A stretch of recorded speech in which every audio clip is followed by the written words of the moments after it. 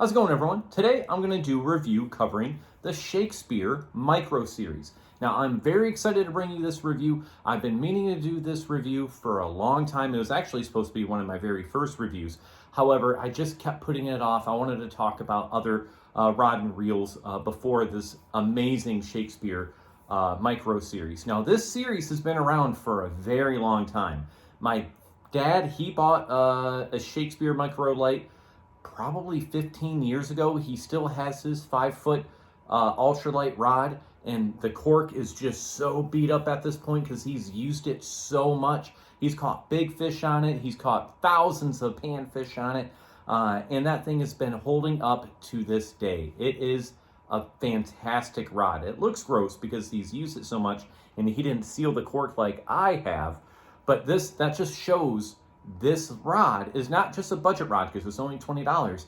It's not just a cheap budget rod that isn't going to last you a long time. This series is actually made to last. Now, there is a slight caveat to that. I will get into that in just a minute here, but let's just go over why this is such a great rod series, because this is an entire series.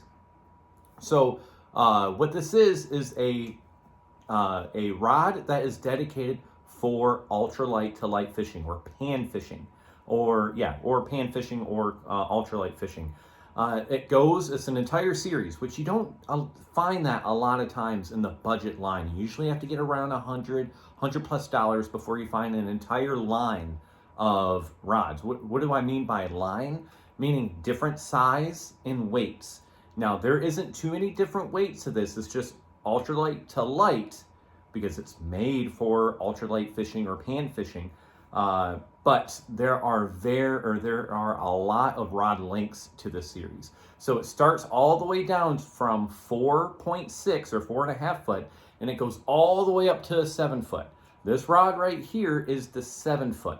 I own a 5.5 foot also, but that's back home in Michigan at my parents' house. I bought this one when I was in Texas. I've never used a 7-foot light rod, and I actually really like this. I think the 4 or 5.5 foot is my favorite, but I do really like this for certain applications. So that's what I mean by it's a series. So it's 4.5 foot, that's ultralight. 5 foot ultralight. 5.5 foot is ultralight. Once you hit that 6 foot, it goes into light power. So from 6 all the way up to 7 foot is light power. So it's going to have a little bit more power to it or a little more backbone to it than the ultralight. And the thing is that what I really like about these rods is that they're all pretty, I'm not going to say they're fast action. They're more moderate fast. I would say closer to fast action. But they have such a really versatile action to them. And what do I mean by action? I actually, since this is a 7-foot rod, this is a 2-piece, I actually have it broken apart because a 7 foot's just hard to handle. What do I mean by action? I mean, how fast does that rod tip bend down the blank? As you can see here, this is definitely a stiffer rod blank. It's not very noodly up here at top, but it does bend down a little bit faster. It's not a fast action, a true fast action. I would say it's a moderate fast. But since this is a stiffer rod blank overall, it has a really nice bend to it. And that's what makes this rod really versatile. Because it has this unique action to it, you can cast a variety of lures. You can use it for a variety of methods. I like to use it personally for jig fishing, but if you want to use little 1/8 ounce spinner baits, inline spinners, I've even used like little 1/4 ounce jerk baits. This is fantastic for jerk baits. I love this rod for little ultralight jerk baits. So you can just tell, just by my explanation right there, that this covers a lot. This covers a lot of ground when it comes to ultralight fishing. Ultralight fishing applications. So let's just slow down a little bit because I am very excited about this rod series. And let's just go over why I think this is punching way above its weight. So let's just start with the rod bud, like I always do, and let's move our way all the way up. So as you can see, this is a very nice cork handle. Now, it looks nicer than what you're going to find it in stores because I sealed this with polyurethane. Now, if you want to seal any cork, I would recommend getting a low gloss or slight, I forget what it's called, but one right below that, satin, I think it's called, satin to low gloss polyurethane.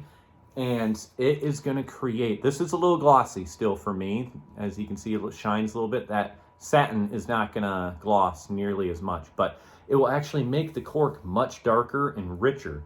So this cork looks really nice, and it's going to last you a long time. I put 2 layers of polyurethane here, and I've had this rod for 2 years now, and this bad boy looks brand new still. So this cork is really nice. As you can see, there's a decent amount of filler in there. If you seal it, none of that will fall out. It's got a like a rubber, this is still cork, but it has like a rubber layer on top of it to protect it. And I made sure I put a lot of polyurethane. There's 3 or 4 quarts down here I made sure of to protect that.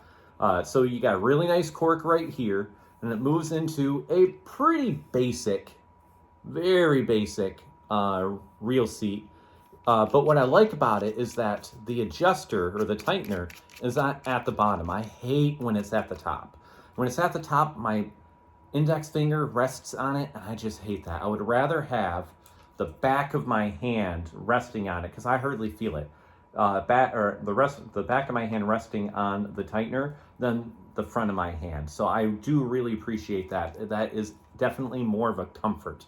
So Shakespeare was thinking about, or thinking thoughtfully when they went through this design. So basic reel seat, and then you move into that same exact type of nice cork with a stainless steel. Let me get that. I don't know if that will pick up. There's a stainless steel cap here.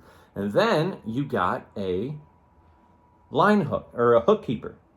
Nice little closed loop hook keeper. You won't have to, and it's a low profile one too. Again, they thought about this when they when they designed this rod. A very low profile, flattened out hook keeper. That way your line, and when you cast, won't get hooked on this or won't fray your line, especially because it's low profile. Then from there, we got nice little Shakespeare logo, goes into Micro Series. And then on the other side, you have the specs.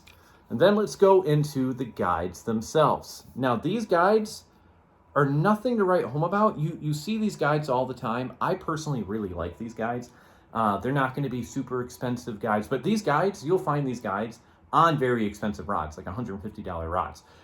They're just really, the way I think about it is, if it's not broke, don't fix it, right? And these guides are definitely one of those, if it's not broke, don't fix it type scenarios.